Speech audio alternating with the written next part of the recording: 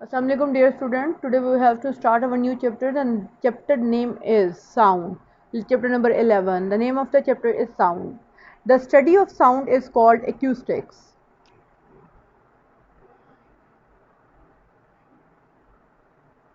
The study of sound is called acoustics. Sound है क्या? Sound is a form of energy. Sound is a form of energy. Sound are the waves which produce sensation on a receiver.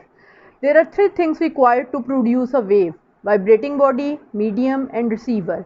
In the example of our sound, vocal cords produce vibration, air column medium है जिसमें sound waves जो हैं compression and rarefaction produce करती हैं, और year जो है वो रिसीवर है जो कि रिसीव करता है उन कॉम्प्रेशन एंड रेयरफेक्शन को। साउंड वेव्स मूव कैसे करती हैं? साउंड वेव मूव करती हैं in the form of longitudinal waves. Longitudinal waves mean compression and rarefaction की फॉर्म में मूव करती हैं। इसी में हमने पढ़ना है एक्टिविटी 11.1 एंड 11.2 जो कि रिलेट करती है ट्यूनिंग फोक के साथ। ट्यूनिंग फोक एक यू शेप अपरेटस है जिसके प्रोंग्स जो होते हैं, जिसके आर्म्स जो होते हैं वो फ्री टू मूव होते हैं। जब हम इनको स्ट्राइक करते हैं तो ये वाइब्रेशन क्रिएट करते हैं और ये वाइब्रेशन जो है वो मूव करती है। अगर ये इस डायरेक्शन में मूव करेगा तो ये अपने सामने की एयर को कंप्रेस करेगा, और जब ये इधर को मूव करेगा तो ये अपने सामने जो एयर होगी उसको रेयरफेक्ट करेगा या इलोंगेट करेगा।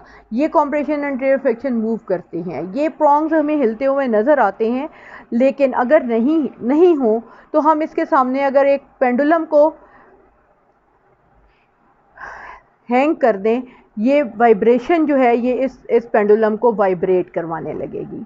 या हम इसी एक्टिविटी को इस तरह से भी परफॉर्म कर सकते हैं। हम रबर पैड के साथ ट्यूनिंग फोक को स्ट्राइक करते हैं और इसको वाटर सरफेस के अंदर, वाटर के अंदर जो है वो हम डिप कर देते हैं, तो ये इसकी वाइब्रेशन जो है वो प्रोड्यूस कर देगी वाटर में वाइब्रेशन को।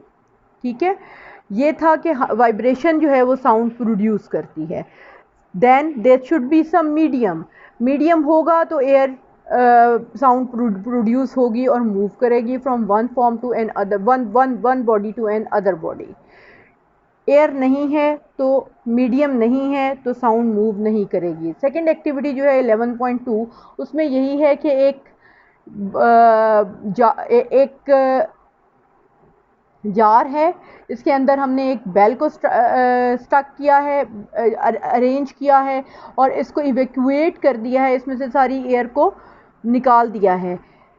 बेल के साथ पावर सप्लाई लगाई है। जब हम पावर सप्लाई को ऑन करते हैं तो हमें बेल जो है वो रिंग होती हुई तो नज़र आती है, लेकिन हमें इसकी साउंड सुनाई नहीं देती। इसकी एक और भी एग्जांपल है। सन में जो साउंड प्रोड्यूस हो रही है वो बहुत न्यूक्लियर फ्यूजन के बहुत बड़े बड़े ब्लास्ट की वजह से है। वहाँ से लाइट तो हम तक पहुँचती है लेकिन उन ब्लास्ट की साउंड हम तक नहीं पहुँच पाती। उसकी रीज़न ये है, there is no medium, so medium is must. Medium होगा तो साउंड प्रोड्यूस होगी, मीडियम नहीं होगा तो साउंड प्रोड्यूस नहीं होगी। स्टेथोस्कोप भी इसी फॉर्मेशन पे वर्क करता है। एयर पीस होते हैं और चेस्ट पीस होता है।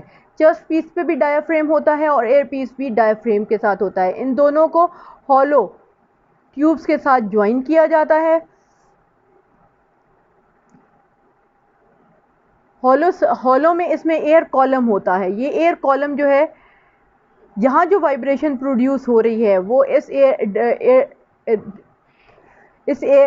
चेस्ट पीस पे वाइब्रेशन प्रोड्यूस करेगी। ये वाइब्रेशन इस एयर कॉलम के थ्रू हमारे ईयर्स तक आएगी और ईयर पीस में वाइब्रेशन प्रोड्यूस करेगी, जो कि प्रोड्यूस करेगी हमारे ईयर ड्रम्स में वाइब्रेशन, और हम यहाँ पर प्रोड्यूस वाइब्रेशन को सुन सकते हैं।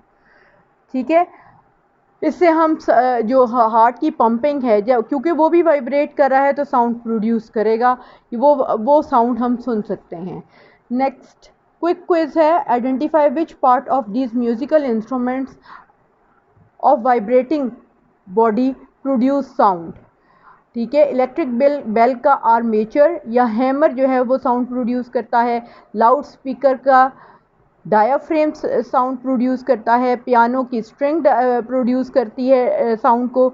वायलिन जो है उसकी भी स्ट्रिंग होती है जो प्रोड्यूस करती है साउंड को, और फ्लूट जो है उसके एयर पार्टिकल या एयर कॉलम जो है फ्लूट के अंदर वो साउंड प्रोड्यूस करता है। Explain how sound produce by a school bell.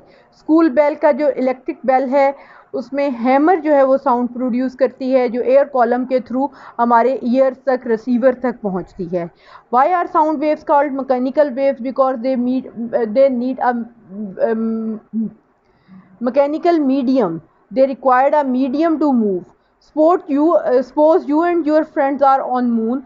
Will you be able to hear any sound produced by your friend? No, because there is no medium. There is no air. There is no medium. That's why we can't sound. We can't hear our friend's sound.